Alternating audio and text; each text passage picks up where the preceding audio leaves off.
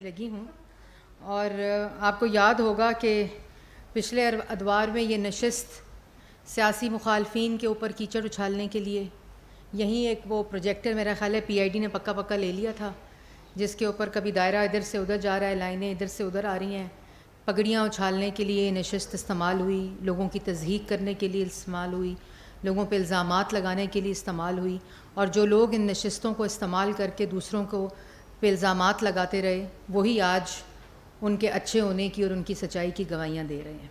ये अल्लाह ताला का निज़ाम है और इससे हम सबको सबक सीखना चाहिए। आपने देखा कि इस हुकूमत को ग़ालिबन 44 माह जो इमरान खान साहब के 4 साल की हुकूमत थी, उसके 44 माह बनते हैं टोटल जब वो मुल्क पे मुसल्लत रहे। और ये हुकूमत कोalition गवर्नमेंट 14 माह पर मुहीत, जो अभी 15वां मंथ ये मुकम्मल होगा और इंशाअल्लाह हम आइनी मुद्दत मुकम्मल होने तक ये केयर टेकर सेटअप को जो आइन की रूह है और उसमें इलेक्शंस होंगे इंशाअल्लाह। तो ये जो 44 माह का गन था, ना अहली थी, नालायकी थी, चोरी थी, करप्शन थी, माशी तबाही थी, बेरोज़गारी थी, महंगाई थी, और लास्ट नेल इन कॉफिन जो था वो मार्च 2022 में अपना किया हुआ सख्त शराइत का IMF प्रोग्राम पेट्रोल की कीमत कम करके वायलेट किया गया, उसको सस्पेंड किया गया। और IMF का प्रोग्राम वायलेट और सस्पेंड करके मुल्क को डिफ़ॉल्ट के धाने पर छोड़ के गए, सिर्फ़ अपनी सियासत को बचाने के लिए कि वोट ऑफ नो कॉन्फिडेंस जो है वो कामयाब हो रहा है, और अपनी कुर्सी जाते देख कर मुल्क की मईशत के साथ दुश्मनी करके चले गए। और जब मैं ये कह रही हूँ कि मुल्क को माशी डिफ़ॉल्ट की तरफ और धाने की तरफ छोड़ के गए, तो मेरा उससे क्या मतलब है? मेरा उससे मतलब ये है कि मुल्क श्रीलंका की मिसाल आपने देखी होगी, जो अभी माजी करीब में डिफ़ॉल्ट हुआ है। और उसकी जो उस वक़्त आम आदमी को नहीं पता, जब हम कहते हैं कि श्रीलंका बनने जा रहा था पाकिस्तान के, श्रीलंका में क्या हो रहा था। श्रीलंका में 5-5 दिन गाड़ियाँ कतारों में खड़ी होती थीं 5 लीटर से 10 लीटर पेट्रोल लेने के लिए। 3-3, 4-4 दिन लोग कतारों में खड़े होते थे, ख़वातीन खड़े होते थे गैस के सिलेंडर और गैस लेने के लिए। दवाइयाँ ख़त्म हो चुकी थीं, दुनिया के साथ माशी ताल्लुक़ ख़त्म हो चुका था, मुल्क के अंदर खुराक का बुरहान, माशी बुरहान, मैंने जैसे पहले बताया माली ताल्लुकात ख़त्म हो चुके थे, पेट्रोल मिल नहीं रही था, गैस मिल नहीं रही थी, दवाइयाँ मिल नहीं रही थीं, और इसी तरह खाने पीने की अशिया का बुरहान। ये था डिफ़ॉल्ट श्रीलंका का। और जो पिछली हुकूमत थी वो मुसल्लत शुदा वज़ीर आज़म के तहत मुल्क को इस धाने पे छोड़ कर गई थी। पेट्रोल की प्राइस सिर्फ़ इसलिए कम की, अपना IMF का प्रोग्राम था, पता था कि इसके बाद मुल्क के साथ क्या होगा, और अपने सियासी मुखालफिन को जो आइनी तरीके से मुल्क की तारीख़ में पहली दफ़ा हुकूमत में आए वोट ऑफ नो कॉन्फिडेंस के ज़रिए, उनके साथ दुश्मनी में अवाम दुश्मनी करके चले गए। और जिस वक़्त हमें ये मुल्क मिला तो मुल्क के अंदर मईशत तबाह, रोज़गार तबाह, 4 साल की नालायकी नाअहली के वजह से महंगाई अरूजों पर, मुल्क के अंदर ना ईंधन लेने के पैसे और ना कारखाने चल रहे थे। मुल्क की माशी सूरत हाल मैंने आपको पहले बता दी। और जिस वक़्त ये मुल्क हमें जिस वक़्त दिया तो डिफ़ॉल्ट हो रहा था, लेकिन जब हमने इनको मुल्क 2018 में दिया था तो 6.2% की तरक्की करता नवाज़ शरीफ का पाकिस्तान, जो सस्ता तरीन मुल्क था, तरक्की याफ्ता करता मुल्क था, मुल्क के अंदर रोज़गार था, मुल्क के अंदर सीपेक था, मुल्क के अंदर दहशतगर्दी ख़त्म हो गई थी, 14,000 मेगावाट बिजली बनाकर, जो ये नालायक कहते थे कि इतनी ज़्यादा बिजली बना दी है जिसकी डिमांड ही नहीं थी, ये गुफ्तगू होती थी।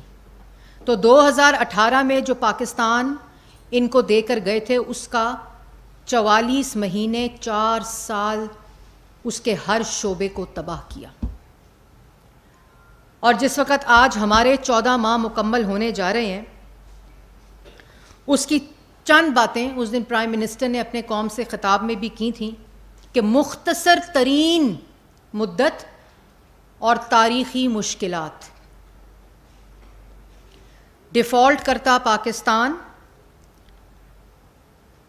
चीनी, और अगर यही इससे आगे मैं बढ़ूं तो ये 14 माह जो हमें मिले, और अगर इमरान खान साहब के 14 माह गवर्नमेंट के पहले 14 माह उसके साथ इसका तकाबली जायज़ा लिया जाए तो मुल्क का ये हाल था कि चीनी ख़त्म, चीनी महंगी, आटा ख़त्म, आटा महंगा, गैस ख़त्म, गैस महंगी, बिजली ख़त्म, बिजली महंगी, कि ना अशिया मिलती थी। आपको याद होगा अंगूठे के ऊपर ख़वातीन शनाख्ती कार्ड दिखाकर अंगूठे पे लाइन लगाकर 1 किलो चीनी रमज़ान में ख़रीदती थी।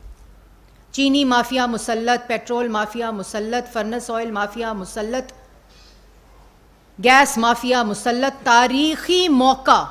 तारीख़ी मौका था गैस ख़रीदने का कोविड में, जब $3 पर LNG मिल रही थी। उस वक़्त क्योंकि फर्नेस ऑयल माफिया मुसल्लत था तो वो LNG नहीं ख़रीदी। ये पहले 14 माह का तकाबली जायज़ा, जो अगर सिर्फ इन 14 माह से, और वो 14 माह 2018 के बाद वाले 14 माह थे, जिस वक़्त मुल्क के जो इशारिये हैं वो मैंने आपको अभी बताए हैं। ये 14 माह के इशारिये बिल्कुल मुख्तलिफ थे।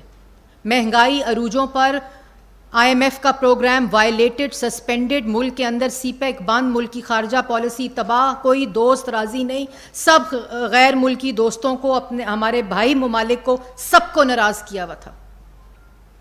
और इसके साथ साथ इन 14 माह में मौजूदा हुकूमत ने सबसे पहले मुल्क को डिफ़ॉल्ट होने से बचाया। वायलेटेड प्रोग्राम, सस्पेंडेड प्रोग्राम, मुल्क की क्रेडिबिलिटी सिफर पे, क्योंकि IMF का प्रोग्राम अगर इस मुल्क की तारीख ने किसी ने लेकर मुकम्मल किया है तो वो 2016 में नवाज शरीफ ने किया था। अपना ही IMF प्रोग्राम साइन करके रिवर्स करना क्रिमिनल होता है, और ये आम आदमी को बात समझनी पड़ेगी कि इस IMF के प्रोग्राम को वायलेट करके, सस्पेंड करके, इसको रिवर्स करके अपनी ही शराइत को फ़ौरन एक महंगाई का तूफ़ान बरपा हुआ। आपने पेट्रोल तो सस्ता कर दिया अपनी सियासत को बचाने के लिए, लेकिन उस IMF के सस्पेंडेड प्रोग्राम ने, वायलेटेड प्रोग्राम ने मुल्क के अंदर हर चीज़ महंगी कर दी। डॉलर और पाकिस्तानी रुपये की पैरिटी, उसके बाद मुल्क के अंदर तमाम अशिया, ये पूरा पैरेलल काम चलता रहा। हमने ना सिर्फ डिफ़ॉल्ट से बचाया, इंतशार को और तखरीब को और नफ़रत को तामीर में, माशी इस्तेहकाम में और इत्तेहाद में बदला। खारजा पॉलिसी 14 माह में वो तमाम दोस्त ममालिक जो नाराज़ थे, जो खारजा पॉलिसी तबाह शुदा थी, उसको शहबाज शरीफ साहब ने उसकी बहाली की, दोस्त ममालिक के पास जा जाकर एतमाद बहाल किया, और उसके डायरेक्ट असरात जो हैं वो अभी IMF का जो स्टैंड बाय अग्रीमेंट हुआ है आप लोगों को नज़र आ रहे होंगे। फिर जो सेंट्रल एशिया के साथ नवाज शरीफ साहब ने जिस खारजा पॉलिसी की बुनियाद रखी थी, उसकी 4 साल उसका कोई वाली वारस नहीं था। उस सारे को दोबारा से रिवाइव किया और उस सारे को दोबारा से रिवाइवल की तरफ वो लेके गया। तो अभी हमने उन ज़ख्मों पे मरहम रखी है। ज़ख़म जो है वो हीलिंग प्रोसेस से गुज़र रहे हैं, जिसमें इस मौजूदा हुकूमत की, कोalition गवर्नमेंट की जो सबसे बड़ी कामयाबी है वो मुल्क की माशी इस्तेहकाम देना, मुल्क को डिफ़ॉल्ट से बचाना, और उसके जो असरात हैं वो आपके सामने आ रहे हैं। माशी इस्तेहकाम वाला पाकिस्तान इंशाअल्लाह आवाम को देकर जा रहे हैं, और इसी तरह डिफ़ॉल्ट हुआ हुआ पाकिस्तान, डिफ़ॉल्ट के धाने पर हुआ हुआ पाकिस्तान बचाकर पाकिस्तान की आवाम को अमानत देकर जा रहे हैं। इसी तरह सफारती सतह के ऊपर खारजा ताल्लुकात की बहाली, और जो सबसे बड़ी बात, ये क्या बात है कि 14 माह के अंदर हमने अगर सिर्फ इकोनॉमी में देखा जाए, सॉरी एनर्जी में देखा जाए, 14 माह के अंदर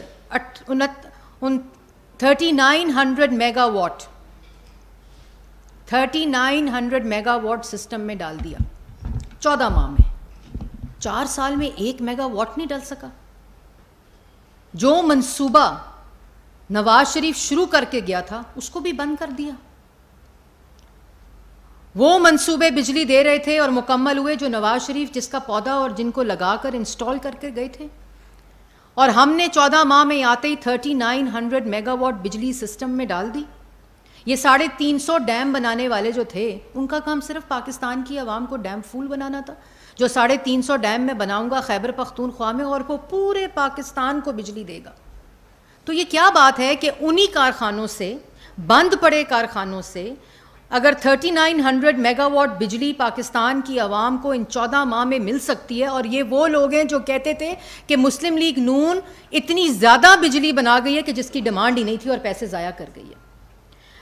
और ये जो 3900 मेगावाट है इसमें 700 करोड़ हाइड्रो से, 1300 झंग ट्रिमू से, 1900 थर से, और जो पहले 1900 जो अभी बना रहा है वो पहले 600 बनाता था, अब वो 2500 बना रहा है। जो कारखाने थे वो बंद पड़े थे, उनकी मेंटेनेंस तक नहीं हुई थी जब हम लोग अप्रैल में आए। तो ये 3900 मेगावाट, उसके ऊपर इस वक्त जब मैं आपसे मुखातिब हूँ, इस 14 माह के अंदर फर्नेस ऑयल के ऊपर आपकी डिपेंडेंसी 0 है। इस वक्त फर्नेस ऑयल से बनाने वाले बिजली के जो मंसूबे हैं उससे कोई बिजली बनाई नहीं जा रही, वो 0 के ऊपर है। और ये जब हमारी हुकूमत गई थी हम 0 करके आए थे, लेकिन क्योंकि फर्नेस ऑयल लॉबी मुल्क पे मुसल्लत थी तो वो प्रोजेक्ट्स बंद करके फर्नेस ऑयल के ऊपर डिपेंडेंसी को बढ़ा दिया गया, जो 14 माह में मुकम्मल 0 के ऊपर आ गई और उसको बंद कर दिया गया। फिर 10,000 मेगावाट बिजली का प्राइम मिनिस्टर का जो सोलराइजेशन का प्रोग्राम है, जिसका पूरा फ्रेमवर्क जो है वो इस वक्त इम्प्लीमेंटेशन के ऊपर है। तो ये 4 साल में क्यों नहीं हुआ? ये 44 मंथ्स में क्यों नहीं हुआ? ये 14 मंथ्स में अगर सारा कुछ हो सकता है, क्योंकि 4 साल में मुल्क को लूटा गया, माशी तबाही मचाई गई। सिर्फ एहतसाब का झूठा नारा लगाकर सियासी मुखालफीन को सजाए मौत में चक्की रख में डालने की तरजीह थी। इसलिए ये सारे काम नहीं हो सके जो पाकिस्तान की आवाम को डायरेक्ट, जिसका, और इन तमाम प्रोजेक्ट्स में जो चलते हुए प्रोजेक्ट बंद हुए उनकी ताख़ीर में, उनकी फाइनेंशियल, उनकी जो लागत है उसमें इजाफा, ये मुजरमाना गफलत। उसके बाद जो पेट्रोलियम है, रूस का दौरा हुआ, दौरे का एलानिया आया, एलानिया के बाद एक और एलानिया आया, उसकी प्रेस रिलीज आई, रूसी तेल का कोई जिक्र नहीं, कहते हैं रूसी तेल हम लाए थे।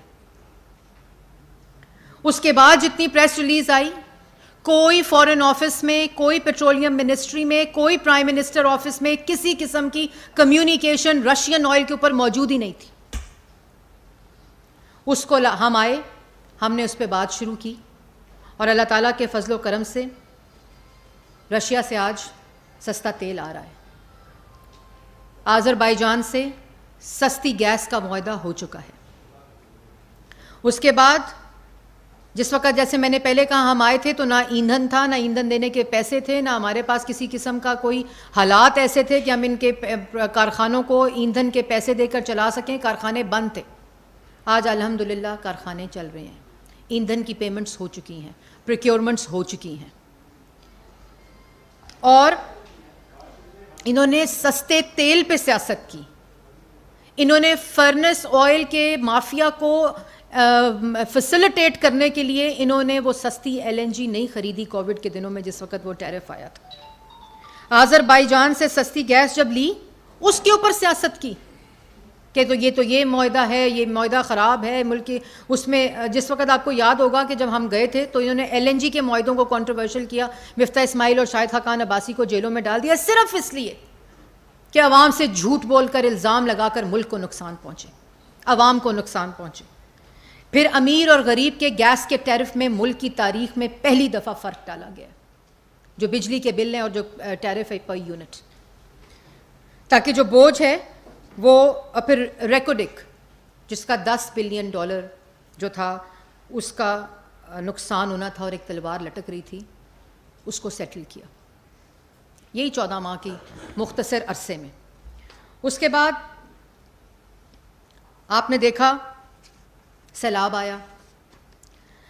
सैलाब के अंदर वफाक में शहबाज शरीफ की हुकूमत थी, सिंध में पीपल्स पार्टी की हुकूमत थी, पंजाब में पीटीआई की हुकूमत थी, खैबर पख्तूनख्वा में पीटीआई की हुकूमत थी, बलूचिस्तान में हुकूमत, एजेके में हुकूमत, जीबी में हुकूमत। वफाक ने, वज़ीर आज़म शहबाज शरीफ ने 100 अरब रुपया दिया वफाक ने कि जाओ सूबों में ख़र्च करो, जहाँ जो फ्लड स्ट्रिकन विक्टिम्स हैं उनके ऊपर ख़र्च किया जाए।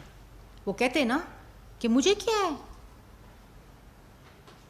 ये कोविड के दिनों में कोविड की मीटिंग से उठकर चला जाता था, जिसमें सिंध का सीएम बैठता था, जिसमें ऑपोजिशन लीडर शहबाज शरीफ साहब बैठते थे, इमरान खान साहब, मैं खुद उन मीटिंग्स में थी, उन मीटिंग से उठकर चले जाते थे, क्योंकि अपनी अना और अपना तकब्बुर मुल्क के मसाइल से बुलंद था। और जिस वक़्त सैलाब आया, 1/3 मुल्क का हिस्सा जो था वो ज़ेरे आब आ गया। 11 लाख एकड़ खड़ी फसल तबाह हो गई, 11 लाख माल मवेशी मर गए, 80 लाख लोग बेघर हो गए, 1600 से ज़ायद लोग जाँ बहक हो गए। और वो 1600 इसलिए थी क्योंकि बर वक्त इंतज़ामात NDMA के, PDMA के जो सूबाई हुकूमतें थीं, शहबाज शरीफ साहब उसको रोज़ाना की बुनियाद पर उसको मॉनिटर करते थे। NDMA की सतह पर मॉनिटरिंग डैशबोर्ड मौजूद था। ना सिर्फ पैसे दिए बल्कि वो पैसा कहाँ पहुँच रहा है और किस तरह सैलाब मैनेज हो रहा है, सैलाब के विक्टिम्स मैनेज हो रहे हैं, चाहे वो रिलीफ हो, चाहे वो रेस्क्यू हो, चाहे वो रीहैब हो या चाहे वो रिकन्स्ट्रक्शन हो, तमाम के ऊपर वफाक ने, शहबाज शरीफ साहब ने मुल्क के चप्पे चप्पे में वो खुद गया, खुद वज़ीर आज़म सैलाब के मुतासरीन के साथ खड़ा हुआ, चाहे वो बलूचिस्तान हो, चाहे वो सिंध हो, चाहे वो वफाक हो, चाहे वो AJK के अंदर वो इलाके हों, चाहे वो कश्मीर के अंदर इलाके हों, चाहे वो साउथ पंजाब के अंदर इलाके हों, चाहे वो बलूचिस्तान के अंदर इलाके हों, हर जगह के ऊपर खुद चल के गए, सिर्फ ये देखने के लिए कि लोगों को रिलीफ, रेस्क्यू, रीहैब और रिकन्स्ट्रक्शन जो उनका विजन था उसके मुताबिक हो रही है कि नहीं हो रही है। 70 अरब का BISP डायरेक्ट कैश लोगों के हाथ में दिया कि किसी किस्म की इस मुश्किल वक्त में मोहताजी ना आए।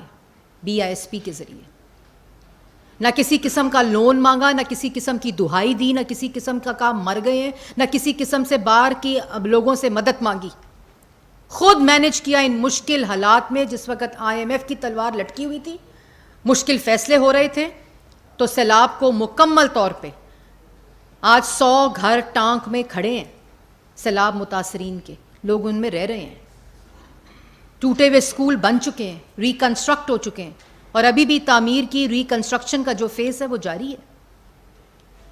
और फिर मुल्क के बाहर आवाज़ उठाई, खाली ये नहीं कहा कि मुल्क बड़ा वल्नरेबल है क्लाइमेट चेंज की वजह से और जो बाकी दुनिया है उसके असरात मुल्क पे पड़े, ये नहीं कहा खाली।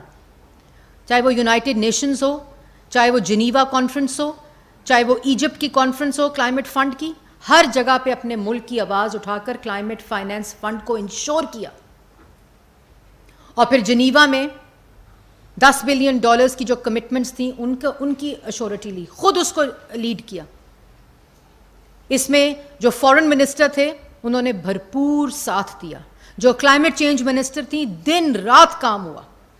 इंफॉर्मेशन मिनिस्ट्री के अंदर लोगों को पाकिस्तान के बाहर और पाकिस्तान के अंदर इन मुश्किलात का बताने के लिए दिन रात काम हुआ। हमने दुहाइयाँ नहीं दी, हमने रोने पीटने नहीं डाले। और उसके बाद क्योंकि वज़ीर आज़म दिल में दुख रखता था, दर्द रखता था आवाम का, उनको पता था कि ये सैलाब की वजह से किसान मुतासिर हुआ है, उसकी फसल मुतासिर होगी, फूड सिक्योरिटी मुतासिर होगी। फ़ौरन 1800 बिलियन और अब वो 2000 का हो गया, अब वो 20,000 अरब का से किसान पैकेज हो गया है, उस वक़्त दिया।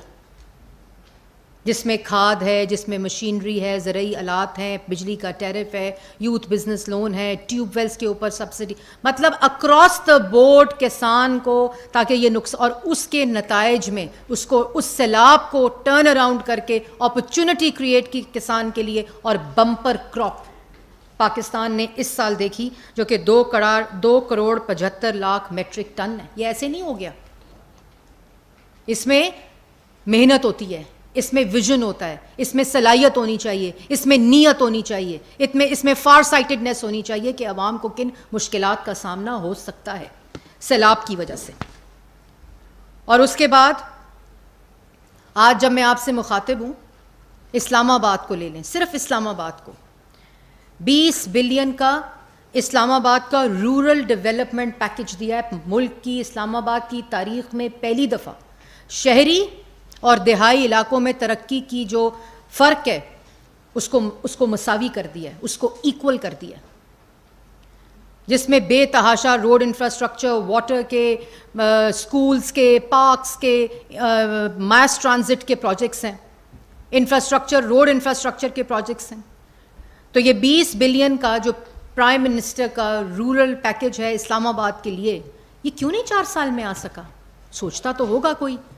और फिर 2018 में जो स्कैफोल्डिंग्स लगी हुई थी ना, 2018 में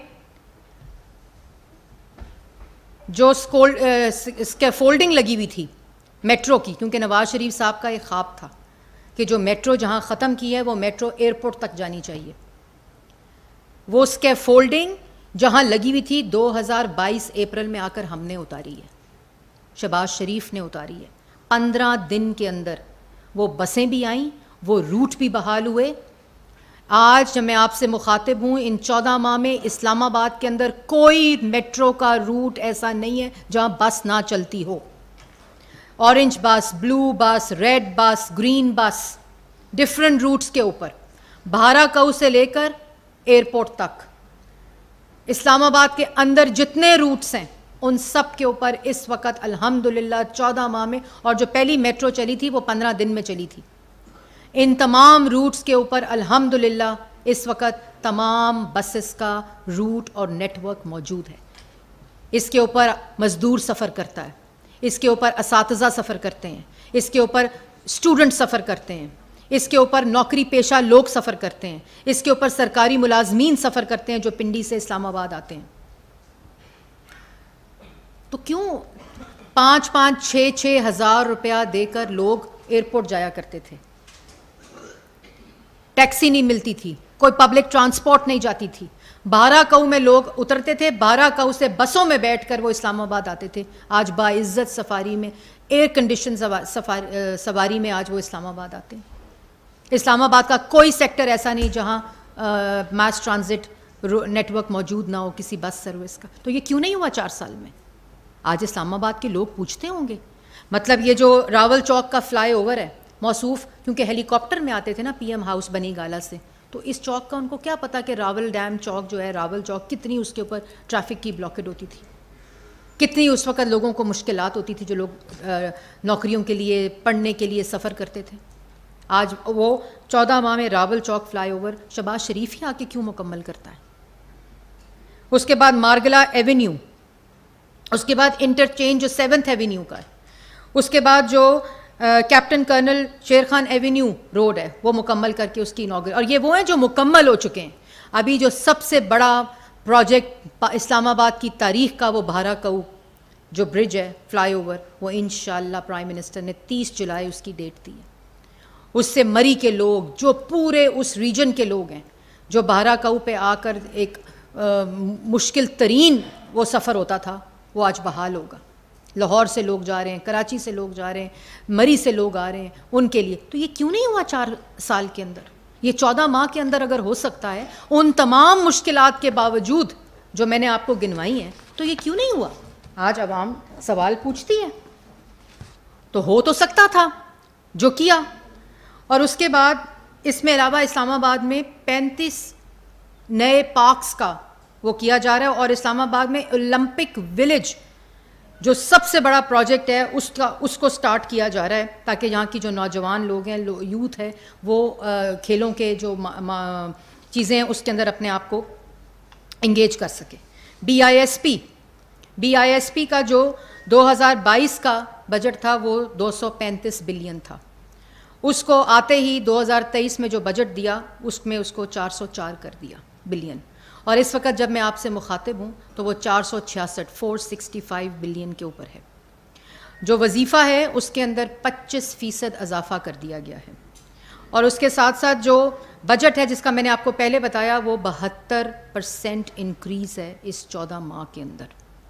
जो और BISP क्या है? BISP वो मुस्तहकीन है जो साइंटिफिक तरीके से, जो जिसको इन्होंने क्या वो नाम दिया था, जो BISP को बदल दिया था, एहसास प्रोग्राम। वो एहसास प्रोग्राम जब आकर देखा तो जो उसका हशर हुआ था BISP प्रोग्राम का, वो एक अल्लाह ताला जानता है, या वो शाजिया मरी साहिबा जानती होंगी कि उसके साथ क्या किया था। कभी कारखानों के ड्रामे, कभी लंगर खानों के ड्रामे, कभी वो पता नहीं सस्ती वो दे देंगे मील्स, और पता नहीं क्या क्या गिमिक्री उन प्रोजेक्ट्स के साथ की गई। उसके बाद उनमें उसके बाद जो BISP के ज़रिए मैंने आपको पहले कहा, सैलाब में 70 बिलियन लोगों को बेनिफिशरीज़ को दिया गया। 25,000 रुपया पर फैमिली फौरी तौर पर कैश की मद में उनके हाथ में दिया कि अगर किसी किस्म की सैलाब में उनको ज़रूरत है तो उनको हाथ ना फैलाना पड़े, बल्कि उनके पास वो पैसे जो इमरजेंसी होती है बहुत कम थे, लेकिन जो फौरी तौर पर रिलीफ था उसके लिए उनको ये एक साइंटिफिक तरीके से, ट्रांसपेरेंट तरीके से। उसके बाद मुझे ये बताएं, जब वज़ीर आज़म शहबाज शरीफ साहब आए तो जिस वक्त पेट्रोल महंगा हुआ उस पर साथ आवाम को रिलीफ देने के लिए सब्सिडी दी। जिस वक्त रमज़ान आया, मुश्किलात थी, चीज़ें महंगी हो रही थी, फौरी तौर के ऊपर यूटिलिटी स्टोर के ऊपर सब्सिडी दे के रमज़ान पैकेज दिया। और इतने मुश्किल हालात हो गए तो क्या किया? मुल्क की तारीख़ में कभी हमने सस्ता आटा सुना था, लेकिन 70 बिलियन का मुफ्त आटा तकसीम किया इन्हीं मुश्किलात की वजह से, इसी बजट के अंदर से, अपने बजट के अंदर से, और उसको पूरे मुल्क तक फैलाया। मुफ्त आटे को तकसीम किया गया ताकि रिलीफ मिल सके। तो जब मुश्किल फ़ैसले किए तो दिल में दर्द रखते थे, आज भी दर्द है कि जो 4 साल की तबाही है उसका नुकसान पाकिस्तान की आवाम और मुल्क को भुगतना पड़ा। आज भी दिल में दुख है, लेकिन ये ज़रूर इत्मीनान है कि 14 माह में पाकिस्तान की आवाम को रिलीफ भी दिया, मुल्क को डिफ़ॉल्ट होने से भी बचाया, मुल्क की खारजा पॉलिसी भी ठीक की, सैलाब के साथ सैलाब विक्टिम्स को मैनेज किया, अपने बजट के साथ पूरे मुल्क के अंदर किसान पैकेज दिया। और इस वक्त प्राइम मिनिस्टर यूथ प्रोग्राम, आपने देखा होगा कि एक और चीज़ बड़ी इंपॉर्टेंट है कि IMF का जो प्रोग्राम आया है वो ऐसे नहीं आ गया कि ये एकदम प्रोग्राम सस्पेंड हुआ और उसके बाद फौरी तौर पर पाकिस्तान की आवाम को प्रोग्राम मिल गया। नहीं, मार्च में जिस वक्त ये प्रोग्राम हुआ उसके बाद पूरी एक जर्नी है, पूरा एक सफ़र है कि उसके बाद अप्रैल में आके उसी प्रोग्राम की बहाली के लिए दोबारा बातचीत शुरू की IMF के साथ, निगोशिएशन स्टार्ट हुई IMF के साथ, और वो जो गैर अदम एतमादी थी उसको दोबारा बहाल किया IMF के साथ, और दूसरे जो खारजा पॉलिसी को बहाल करते हुए अपने दोस्त ममालिक को मुश्किलात के बारे में बताया।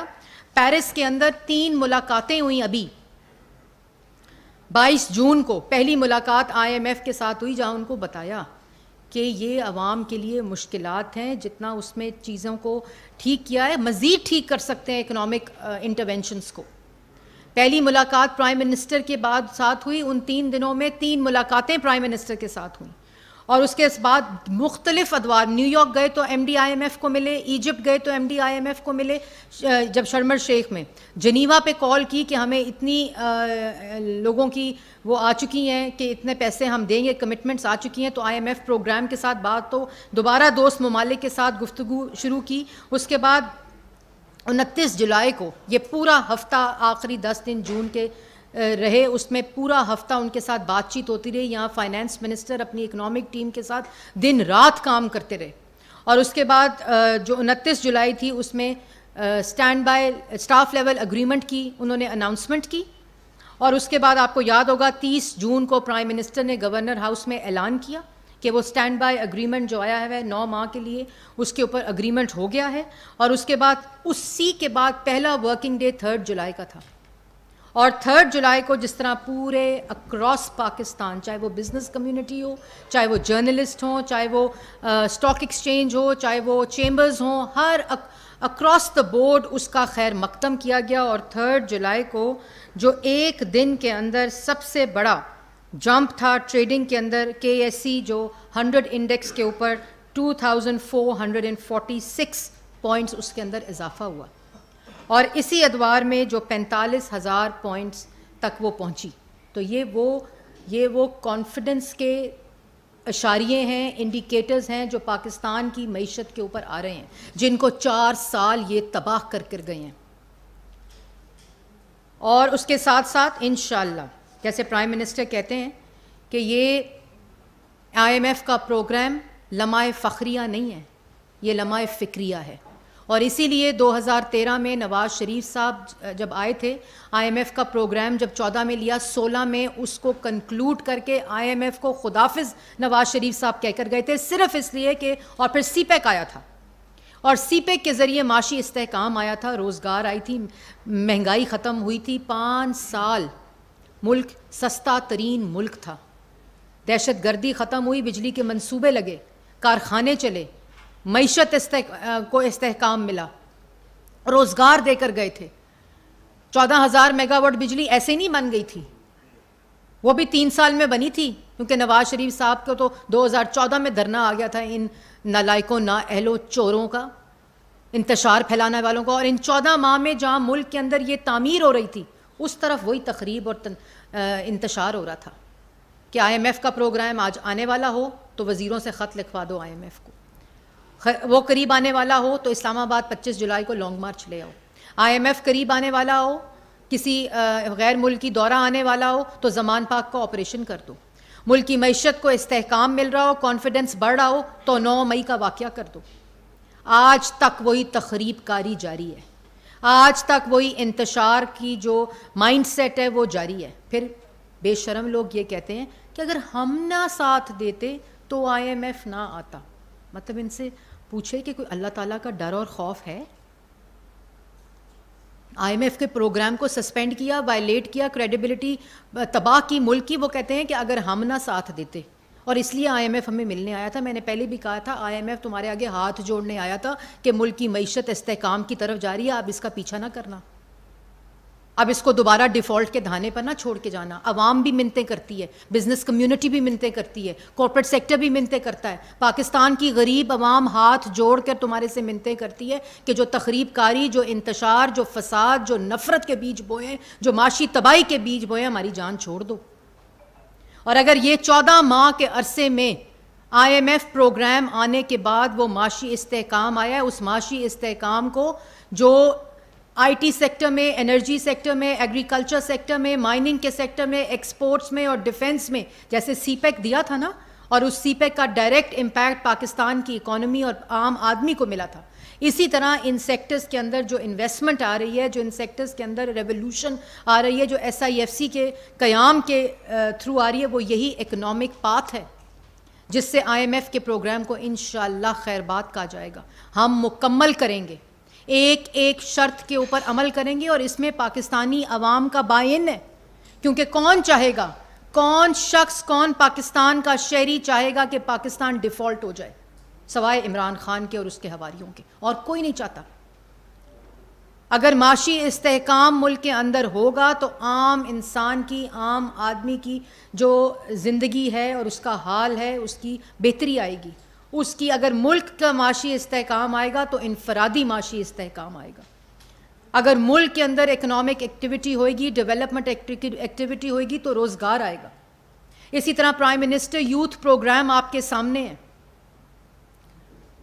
80 बिलियन का ये प्राइम मिनिस्टर यूथ प्रोग्राम एक तारीखी यूथ प्रोग्राम है, जिसकी बुनियाद पहले शहबाज शरीफ साहब ने पंजाब में रखी, नवाज शरीफ साहब ने वफाक में रखी 2013 में, जिसमें नौजवान को हुनर देकर, नौजवान को कर्जा देकर, और कर्जा भी इंटरेस्ट फ्री लोन, ताकि उन पे बोझ ना पड़े, small medium enterprise, women empowerment, मतलब हर शोबे, IT सेक्टर में पहली दफ़ा नौजवानों को किसान एग्रीकल्चर जो लोन है वो दिया जा रहा है। तमाम पाकिस्तान में जो ट्यूबवेल्स हैं उनको सोलर पर तब्दील किया जा रहा है। तो ये क्यों नहीं 4 साल में हो सका? 4 साल में तो दुनिया की बेहतरीन माशी टीम आई थी। 4 साल के अंदर तो 1 करोड़ नौकरी और 50 लाख घर आने थे। 4 साल में तो कशकोल का जो वो है भीख का कशकोल जो है वो ख़त्म होना था। तारीखी कर्जा लेकर चले गए, मुल्क को तारीखी कर्जे में डबो कर चले गए। पाकिस्तान की तारीख में सारी हुकूमतों को मिला लो तो इतना कर्जा नहीं लिया जितना 4 साल में लिया, क्योंकि इंटेंशन नहीं थी। 4 साल में मुल्क को रिलीफ देना इंटेंशन नहीं थी, जिसमें अल्लाह ताला को हाजिर नाजिल जानकर कहती हूँ कि अगर 2018 के पाकिस्तान को सिर्फ आगे बढ़ाया जाता, उसकी मईशत को और इस्तेहकाम दिया जाता, तो आज 2022 मार्च में ये मुल्क डिफ़ॉल्ट के दहाने पे ना खड़ा होता। नारे लगाए गए झूठे, सिर्फ माशी इस्तेहकाम नहीं, सियासी बदला और इंतकाम लेना था। क्योंकि जो 19 साल झूठ बोलते रहे करप्शन का, चोरी का, उसको झूठे तरीके से साबित करना था, वो भी नहीं कर सके। वो भी आज नैब कहती है कि हमसे ये नैब अदालत के जज लिखते हैं कि ये एहतसाब नहीं था, ये सियासी इंतकाम था। उस काम को भी ठीक नहीं कर सके क्योंकि कोई सबूत था ही नहीं, क्योंकि सब करप्शन हुई नहीं थी। तो 14 माह की जो तामीर है, माशी इस्तेहकाम है, ये जो नफ़रत, फसाद और इंतशार का ख़ात्मा है, और इन 14 माह में ये तो आपको मैंने डिफरेंट सेक्टर, कोई शोबा ऐसा नहीं जो बर्बाद नहीं। अब अल्लाह ताला का फजल है कि कोई शोबा ऐसा नहीं जो तरक्की की तरफ और इस्तेहकाम की तरफ जा रहा है। लेकिन इन 14 माह में जिस शख्स का मकसद मुल्क में इंतशार, नफ़रत, फसाद, साजिश करना था, उसके साथ भी डील किया। हम चाहते तो पहले दिन जेल में होते, पहले दिन जेल में डाल सकते थे, क्योंकि इसी सियासी और रियासती ताकत को इस्तेमाल करते हुए, वज़ीर आज़म की कुर्सी और मनसब को इस्तेमाल करते हुए, अदारों को इस्तेमाल करते हुए, नैब के चेयरमैन को गंदी वीडियोस दिखाकर, तैयबा गुल को प्राइम मिनिस्टर हाउस में बंद करके सियासी मुखालफिन को सजाए मौत की चक्की में इन्होंने डाला। हम नहीं कर सकते थे? अब बड़ा आसान काम है, ये तो बहुत ही आसान काम है कि मुल्क को डुबो दो, मुल्क की मईशत तबाह कर दो, रोज़गार ख़त्म कर दो, दहशतगर्दी वापस, मुल्क के अंदर लोड शेडिंग वापस। कोई शोबा ऐसा नहीं जो तनज़्ज़ुली की तरफ ना हो, लेकिन ये काम करो अवाम को मैसेज देने के लिए कि मैं सच कहता था, ये सब चोर है। और आज क्या है? आज ना तोशा खाना की घड़ी छोड़ी, ना 190 मिलियन पाउंड छोड़ा, ना फ़ॉरेन फंडिंग छोड़ी। हर जगह के ऊपर करप्शन की फाइलें अटी हुई हैं। लेकिन हमने क्या किया? हम सियासी अदम इस्तेहकाम ये मुल्क मुतहम्मिल नहीं हो सकता था। हमने कानून के हवाले किया, इन्वेस्टिगेशन के हवाले किया, मुल्क के अंदर एक राइज कानून के मुताबिक एक एहतसाब के अमल को दोबारा से बहाल किया। और आज जब वो बहाल हो गया तो जवाब नहीं देता। दूसरों को चोर कहने वाला, मईशत तबाह करने वाला, नौजवान का रोज़गार छीनने वाला, लोड शेडिंग वापस लाने वाला, दहशतगर्दी वापस लाने वाला, मुल्क में के अंदर महंगाई करने वाला, मुल्क को डिफ़ॉल्ट करने वाला, आज बाल्टी, डब्बा और कनस्तर डाल के अदालत जाता है। किस मुंह से जाए अवाम में? चोरी का जवाब है नहीं तो मुंह पे बाल्टी है, मुंह पे डब्बा है, क्योंकि चोरियां की हैं। पहले कहता था मेरे पे सियासी इंतकाम है इसलिए मेरे पीछे लगे हुए, कभी रॉकेट लॉन्चर से हमला हो रहा है, कभी मेरे पे तोप से हमला हो रहा है, कभी मुझे कत्ल कर देगा फ़लाना आदमी, कभी मुझे फ़लाना आदमी कत्ल कर देगा। जब जाके पूछा JIT ने, भाई कौन हमला करने लगा था, कौन कत्ल करने लगा था, कैसे आपको पता है? कहता मैंने लोगों से सुना था। वो कहते हैं तोशा खाना में चोरी क्यों की? कहते हैं मेरे MS से पूछो। वो कहते हैं 190 मिलियन का जवाब दो। वो कहते हैं काबीना से पूछो। वो मैडम से पूछते हैं वो हीरे जवाहरात आपने लूट के ले गए, तो कहती मुझे क्या पता था। तो ये 14 माह की जो मैंने आपके सामने, और मैं इस पे एक तफसीली हम रिपोर्ट छाप रहे हैं, एक तफसील से आपको इसके ऊपर इंफॉर्मेशन मिलेगी। लेकिन ये एक सोच और फ़िक्र का मकाम है पाकिस्तान की आवाम के लिए, जो चंद लोग बहकाए गए, वरगलाए गए, जो पाकिस्तान के चंद नौजवान जिन्होंने फिर आगे कल्मिनेशन उसकी 9 मई की हुई थी। ये उनके लिए सोचने का मकाम है कि अगर 14 माह में ये तमाम चीज़ें इस तरह रीसेट हो सकती हैं, इस तरह अगर बेहतरी आ सकती है, तो फिर 44 महीने 4 साल जो बनते हैं उसमें क्या हुआ मुल्क के साथ? तो तब क्यों नहीं आ सकती थी? अगर आज 3900 मेगावाट बिजली बन सकती है तो 4 साल में क्यों नहीं बनी? अगर इस्लामाबाद के अंदर इंफ्रास्ट्रक्चर हो सकता है, मुल्क के अंदर इंफ्रास्ट्रक्चर प्रोजेक्ट्स बन सकते हैं, मैस ट्रांसिट 14 माह में स्टार्ट हो सकती है इस्लामाबाद के अंदर, तो 4 साल में क्यों नहीं? अगर खारजा पॉलिसी तबाह की 4 साल में इन लोगों ने, 14 माह में वो ठीक हुई, वो बहाल हुई, उसके असरात आज पाकिस्तान के जो दोस्त ममालिक जो हैं वो हेल्प कर रहे हैं, वो नज़र आ रही है। अगर prime minister youth programme 80 billion के यूथ के लिए, चाहे वो लैपटॉप हो, स्कॉलरशिप्स हो, स्मॉल मीडियम एंटरप्राइज हो, बिजनेस लोन हो, एग्रीकल्चर लोन हो, अगर हम ला सकते हैं तो इन्होंने वो कामयाब नौजवान, इनका क्या कारकर्दगी थी?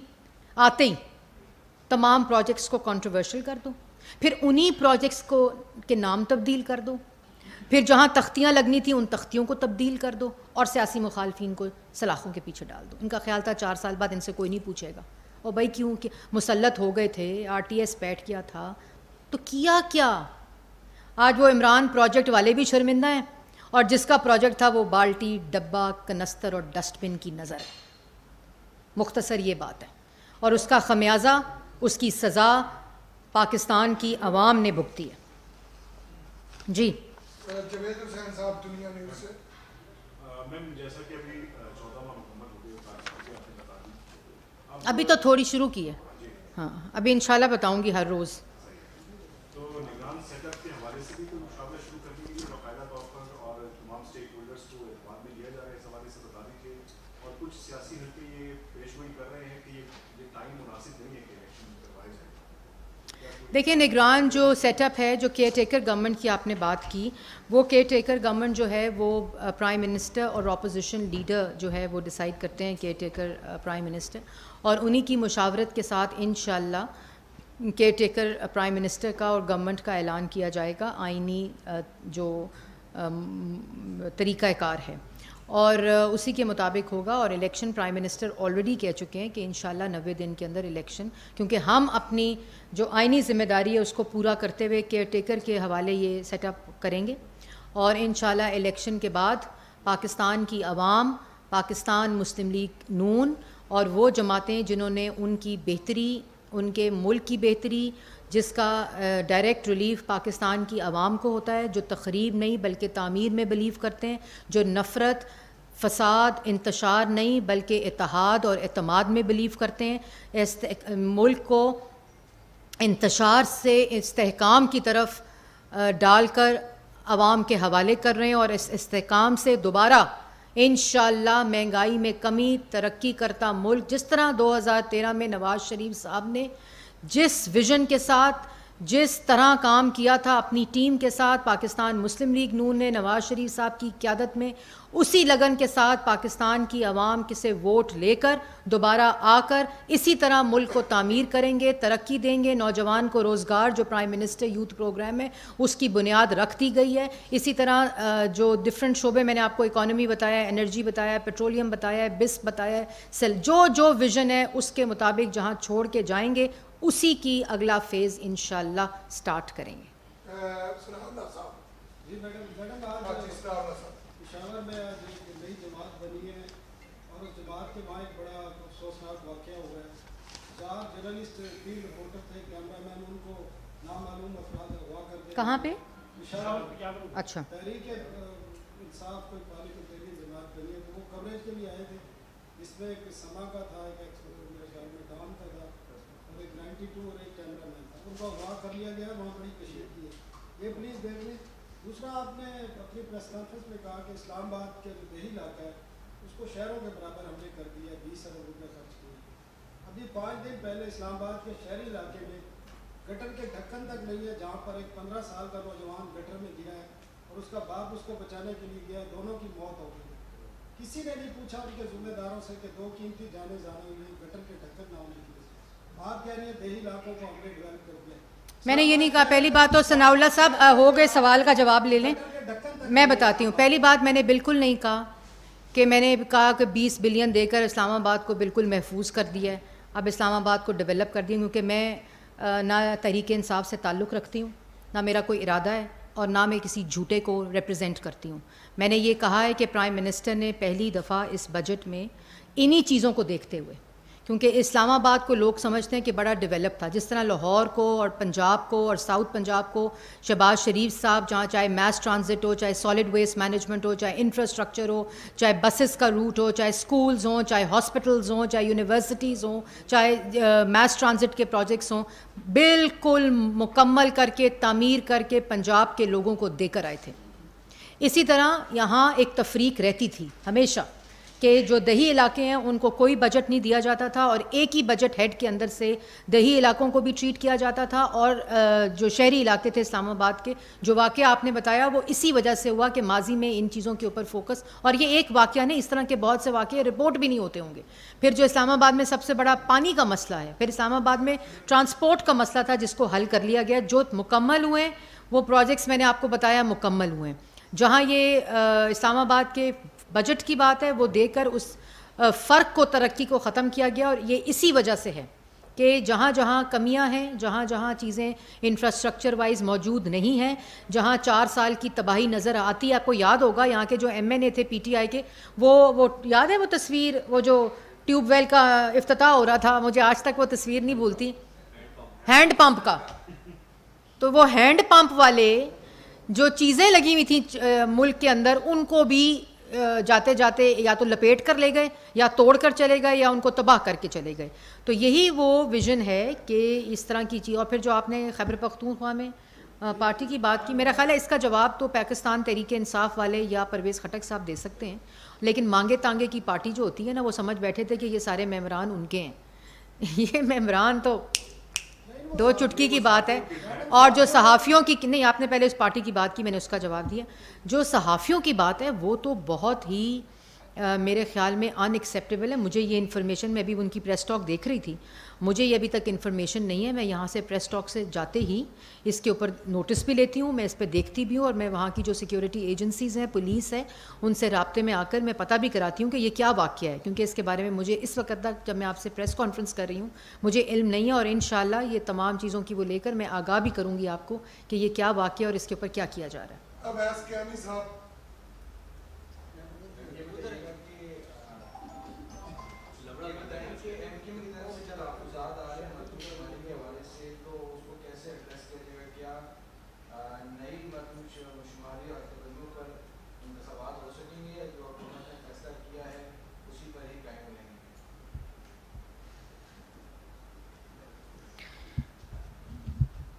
मरदमशुमारी का सवाल आपने उठाया। MQM के जो तहफ़्फ़ुज़ात थे, प्राइम मिनिस्टर के साथ कंसिस्टेंटली तकरीबन हर हफ्ते उनकी मुलाकात भी हो रही है, प्लानिंग मिनिस्टर के साथ हो रही है, और ये सर्वे जो हुआ है मरदमशुमारी का, उसके ऊपर उनके तहफ़्फ़ुज़ात जो थे उनके ऊपर एक कमेटी भी बनी हुई है, जिसके अंदर तमाम रिप्रेजेंटेशन उनकी भी मौजूद है, और गवर्नमेंट के भी मौजूद है, और कोलिशन पार्टनर्स की जो पार्टीज़ हैं उनकी भी मौजूद है। और इंशाअल्लाह हमने ये 14 माह किसी किस्म का कोई सियासी अदम इस्तेकाम शहबाज शरीफ साहब ने अपनी क़ियादत में, अपनी सोच से, और बड़े ही एक कंस्ट्रक्टेड उसके साथ, एक विज़न के साथ कोई ऐसा अदम इस्तेकाम सियासी नहीं आया, बल्कि अपना सियासी जो सबसे बड़ा हरीफ था, जो दूसरी सियासी जमातों को दुश्मन समझता है, उसको साथ भी कानून के मुताबिक डील किया है। और ये जो कमेटी है, जो प्राइम मिनिस्टर ख़ुद उसकी हफ्ते बाद रिपोर्ट लेते हैं MQM से, उस कमेटी में इंशाअल्लाह इस मसले का हल निकल आएगा। कुर्बान बलोच साहब, मैडम आपने मुफ्त आटा तकसीम की बात की, आपका जिक्र हम शायद खान अब्बासी ने पंजाब में इसके हवाले से करप्शन के इल्ज़ाम होते हैं, क्या कोई तहकीकात हुई? पहली बात, जो शाहिद खान अब्बासी साहब हैं वो ख़ुद ही अपना बयान दे चुके हैं, और उन्होंने ये कहा था कि मैंने आटे की तकसीम नहीं, बल्कि जो सिस्टम के अंदर करप्शन है मैंने उसकी निशानदही की थी। और उसके बाद प्राइम मिनिस्टर ने एक कमेटी बना दी उनके बयान के बाद कि अगर किसी किस्म की, देखें मुल्क की तारीख़ के अंदर कभी भी इतने कम अरसे में कि रमज़ान के अंदर 70 बिलियन का आटा पूरे मुल्क में तकसीम होना, इसकी मिसाल नहीं मिलती। जिसके अंदर एडमिनिस्ट्रेटिव लूप होल्स हो सकते हैं, लेकिन करप्शन के ऊपर प्राइम मिनिस्टर ने फौरी तौर पर कमेटी बना दी जिसमें प्रोविंसेस के भी लोग थे, एजेंसीज़ के भी लोग थे, सिक्योरिटी एजेंसीज़ के, पुलिस के भी थे और जो फूड एंड सिक्योरिटी है उसके भी थे। अभी तक किसी किस्म का कोई शवाहिद नहीं मिला। कमेटी अभी तक अपना काम कर रही है। करप्शन की अगर आप बात करें तो आपको याद होगा ट्रांसपेरेंसी इंटरनेशनल की जो 2019 से 22 तक की रिपोर्ट थी, उसका हाल आपको याद होगा कि करप्शन इंडेक्स में कितने दर्जे पाकिस्तान में इजाफा हुआ था। जो एहतसाब और चोरी और करप्शन का नारा दूसरों को लगाकर इल्ज़ामात लगाते थे, उनके अपने हालात उस रिपोर्ट में मौजूद हैं। एक मतलब फिर मियाद की कीमत बढ़ गई है, क्या हुकूमत फिर कोई नई स्कीम चलाना चाह रही है? और दूसरी बात है कि सैलाब मुतासिरीन की बहाली की आपने बात की, सिंध में तकरीबन अभी भी 80% लोग मुतासिरीन बहाल नहीं हुए, बिलियंस खर्च हुए, तो वो क्यों नहीं? किस चीज़ की बहाली? सिंध में सैलाब मुतासिरीन बहाल नहीं। देखिए, मैंने पहले कहा ये सिंध की बात नहीं, बलूचिस्तान की बात नहीं, पंजाब की बात नहीं, जो यहाँ इलाके मुतासिर हुए थे। ये एक प्रोसेस है। इस प्रोसेस में पहला जो फ़ेज़ था वो रिलीफ और रेस्क्यू था, उसके बाद रीहैब था और उसके बाद रिकन्स्ट्रक्शन है। रिकन्स्ट्रक्शन का अमल सबसे लंबा होता है। रिलीफ और रेस्क्यू की वजह से अगर अल्लाह ताला का करम है कि उनकी बर वक्त इंतज़ामात, जिसकी शहबाज शरीफ साहब ने डायरेक्शन दी थी और प्रोविंशियल गवर्नमेंट्स में उसने अपना रोल अदा किया, उसमें रिलीफ फौरी और रेस्क्यू की वजह से जो अमवात हैं वो 1600 पे कैप हुई, ज़्यादा अमवात नहीं हुई। ये उसी बात की निशानदेही है कि बर वक्त इंतज़ामात हुए। इसी तरह रिहैबिलिटेशन का फ़ेज़ और टांक में जो 100 घर मौजूद हैं, उसी को देखते हुए पूरे मुल्क में सैलाब मुतासरीन का जो रिकन्स्ट्रक्शन का फ़ेज़ है वो जारी रहता है और वो एक साल या कुछ चंद माह नहीं, वो 2-3 साल की मुद्दत और मुहित के ऊपर मुश्तमिल होता है। जी उस्मान खान। मैडम, नियतों का दारोमदार जो है वो अमल के ऊपर डिपेंड करता है और अमल ये है कि आपने हुकूमत छोड़ने का फैसला कर लिया और मुकर्ररा मुद्दत पे हुकूमत घर चली जाएगी। दूसरी जानिब जो मौसम की प्रेडिक्शन है और जिस तरह से बताया जा रहा है कि सैलाब अब बड़ी तबाही फैला सकता है पाकिस्तान में, तो क्या इस सूरत में आप देख रहे हैं कि इलेक्शन जो है वो वक्त पर हो सकेंगे और इस अगर खुदा न खास्ता कोई ऐसी तबाही होती है सैलाब की, तो उस सूरत में कैसे मुमकिन होगा इलेक्शन? नहीं जी, हमने तो प्राइम मिनिस्टर कैटेगोरिकली हर रोज़ की बुनियाद पर अब ये कहते हैं कि हमने 14 माह के अंदर जो हमें ज़िम्मेदारी डाली गई थी, जिसको आइनी ज़िम्मेदारी, जिसको साइफ़र को लहरा कर, जिसको एक जाली झूठे बयानिए में बदलने की कोशिश की गई, जो अपनी मौत खुद मर गया, हम आइनी मुद्दत के अंदर इंशाअल्लाह केयर टेकर सेटअप को ये गवर्नमेंट हैंड ओवर करेंगे और उसमें 2 ऑप्शंस होती हैं। एक ऑप्शन होती है 90 दिन की, एक ऑप्शन होती है 60 दिन की। अब ये प्राइम मिनिस्टर का फ़ैसला है कि वो 90 दिन की ऑप्शन के ऊपर जो गवर्नमेंट है उसको तहलील होती है या वो 60 डेज़ के ऊपर होती है। वो भी आवाम के सामने इंशाअल्लाह, क्योंकि हम वो लोग हैं जिन्होंने, जैसे मैंने पहले कहा कि मुख्तसर मुद्दत भी मिले, मुश्किलात भी तारीख़ी हों, लेकिन आवाम के साथ खड़े हैं और आवाम के सामने सच रखा है। बंद दरवाज़ों में पेट्रोल की कीमत कम करके IMF के प्रोग्राम को डिफ़ॉल्ट नहीं किया। आवाम के सामने रख के क्या क्या शराइत हैं, मुश्किलात बताकर कि ये कह रहे हैं ये होना ज़रूरी है, जिसकी वजह से माशी इस्तेहकाम आएगा और आवाम की हालत, मुश्किल फ़ैसले होंगे। फौरी मुश्किल रिलीफ मुश्किल है, लेकिन आहिस्ता आहिस्ता इसके असरात आम आदमी की ज़िंदगी पर मस्बत और बेहतर पड़ेंगे। इसी चीज़ को मद्देनज़र रखते हुए हमने वो ज़िम्मेदारी पूरी की और नेक नियति से की, मेहनत से की, दिन रात काम करके की। इसी तरह आपके जो मसाइल थे, जिस पे आपने जो बात की, जो सहाफ़ी बरादरी, आपको याद होगा 4 साल वज़ीर इत्तलात इसी कुर्सी के मनसब पर बैठकर सहाफ़ियों को थप्पड़ मारते थे। याद है ना? वज़ीर इत्तलात ने सहाफ़ी को थप्पड़ मारा था, याद है कि नहीं याद? याद है कि वो पसलियाँ टूटी थी, नाक की हड्डियाँ टूटी थी। वज़ीर आज़म, सिटिंग वज़ीर आज़म को जो रिपोर्टर्स बियॉन्ड बॉर्डर्स की रिपोर्ट है उसमें मीडिया प्रेडेटर कहा गया था। मैंने तो नहीं कहा था, हम तो कहते थे उस वक़्त भी कि ये फाशिस्ट है, ये पागल है, ये नालायक है, ये करप्ट है, ये चोर है। हम ये कहते थे। वो ट्रांसपेरेंसी इंटरनेशनल ने भी मोहर लगाई, उसके ऊपर सहाफ़ी ऑर्गेनाइजेशंस जो हैं जर्नलिज़म की, उन्होंने भी मोहर लगाई। उस वक़्त ह्यूमन राइट्स की जो स्टेटमेंट आई थी, आपको याद होगा साद रफ़ीक साहब का जब केस था सुप्रीम कोर्ट के अंदर वो पेश हुई, वो भी मोहर लगी कि ये सियासी इंतकाम ले रहा है और सियासी मुखालफिन के ख़िलाफ़ ले रहा है। और क्या वजह है कि इतना प्रोपेगेंडा किया 14 माह कि ह्यूमन राइट्स वायलेट हो गए हैं, फ्रीडम ऑफ एक्सप्रेशन वायलेट हो गया, 7 दर्जे फ्रीडम ऑफ एक्सप्रेशन भी बेहतरी की रिपोर्ट आती है, यूएन की ह्यूमन रिपोर्ट्स भी बेहतरी की तरफ रिपोर्ट आती है, फैटफ भी ग्रे लिस्ट से निकलता है, और जो फिच की रिपोर्ट है इकोनॉमी की वो भी बेहतर आती है। और ये इंडिपेंडेंट रिपोर्ट्स हैं, ये मुल्क नहीं लिखते या मरियम औरंगज़ेब या पार्टियां नहीं लिखती, ये पूरा डेटा आता है, परसेप्शन के ऊपर ये रिपोर्ट्स बनती हैं। एक तरफ जाली परसेप्शन, कितना झूठ बोल लोगे। आज किसी भी गैर मुल्की एंकर के सामने बैठते हैं, अपनी बेइज्जती करा के उठते हैं, क्योंकि वो झूठ आप कितनी दफ़ा बेच लोगे, कितनी दफ़ा बोल लोगे, कितनों को कितनी दफ़ा बेवकूफ़ बना लोगे, आखिर उसका इख्तिताम होना है, उसको ख़त्म होना है। तो ये वो तमाम चीज़ें इंशाअल्लाह इसी सफ़र को जहाँ छोड़ के जाएंगे, इलेक्शन में जीतकर वोट लेकर पाकिस्तान की आवाम की खिदमत करने, इसी सफ़र को दोबारा से जारी रखेंगे। राज़क भट्टी साहब, पाकिस्तान में इंतखाबात और कहा जा रहा है कि आज़ाद कश्मीर में भी इंतखाबात एक वक्त पर होंगे, इसमें क्या सदाकत है? दूसरा, अशाए खुर्द नोश की कीमतों में कमी लाने में हुकूमत पाकिस्तान को क्या रुकावट है?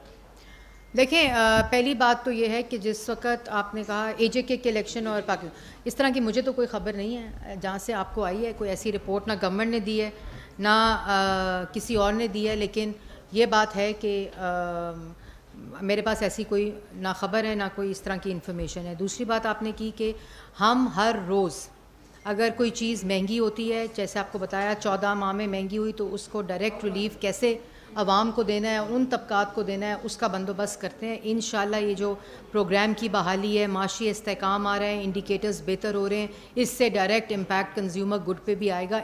हमने 3 साल IMF का प्रोग्राम चलाया था, 2013 से लेकर 16 तक। चीज़ें महंगी होने नहीं दी थी, यही IMF था और इसी तरह का प्रोग्राम था, लेकिन इंशाल्लाह चीज़ें भी सस्ती होंगी, महंगाई भी कम होगी, दहशतगर्दी भी ख़त्म होगी, बिजली भी बनेगी, CPEC जैसे प्रोजेक्ट्स जो थे वो दोबारा उसमें इजाफ़ा होगा, फ़ॉरेन पॉलिसी बेहतर हो गई है। यही सफ़र है जो पाकिस्तान को भी चाहिए, और वो जो मैंने आपको 5-6 सेक्टर्स बताए हैं जिसके अंदर इन्वेस्टमेंट होगी तो आम आवाम की रोज़गार भी बढ़ेगा, माशी सूरत हाल भी बेहतर होगी और माशी इशारिये भी बेहतर होंगे। मरियम औरंगज़ेब इस्लामाबाद में न्यूज़ कॉन्फ्रेंस कराई थी। वज़ीर इत्तलात का ये कहना था कि मौजूदा इत्तेहादी हुकूमत ने 3900 मेगावाट बिजली सिस्टम में शामिल किए। 14 माह में इत्तेहादी हुकूमत की जानिब से मुल्क को डिफ़ॉल्ट से बचाकर मुआशी इस्तेहकाम देना बड़ा कारनामा है। मोहम्मद नवाज शरीफ के शुरू किए गए मनसूबों को बंद कर दिया गया। 350 डैम बनाने वालों ने आवाम को डैम फुल बनाया।